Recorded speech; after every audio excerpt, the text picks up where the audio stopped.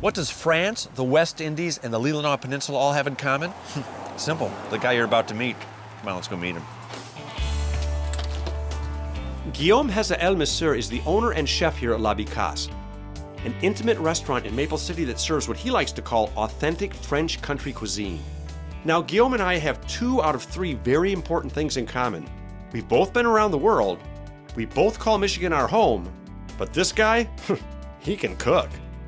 Explain to me exactly what is French country cuisine? Well, but French country, first, we are located in the countryside. And secondly, you know, we are trying to prepare and present to people what is available in France all around the country, you know, in different regions. It's not a proper French cuisine per se. There's more like a country or regional cuisine that changes from region to region. When you eat in France in a restaurant, sometimes the food might sound to you a little rustic.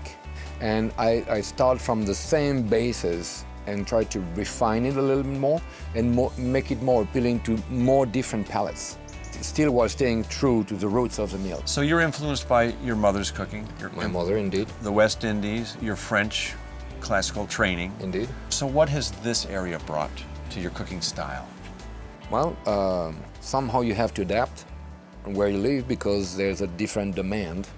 And I adapt to the palate, to what people want, and trying to adapt with local wines, but also with local products like, you know, local morels or wild leeks, and incorporate that into what I do. Do you find that this is a good place to be as far as the surroundings and what's available to It's cook? unbelievable, unbelievable area.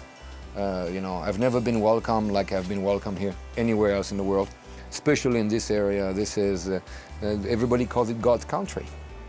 As a reason, and the people are probably 80% of that. After tons of great food and fascinating stories, we finished an incredible evening with Guillaume at Becasse. And with a collective sigh of contentment, it suddenly hit us. Now, we always feature exceptional people, places, and things on UTR, but this time, I don't know, it was just different. We really made a personal connection with everyone we encountered. And I think it says a lot about the people who call Michigan's beautiful Leelanau Peninsula their home. Yep, it's still one of my favorite places. Under the Radar Michigan is brought to you in part by the Michigan State Housing Development Authority.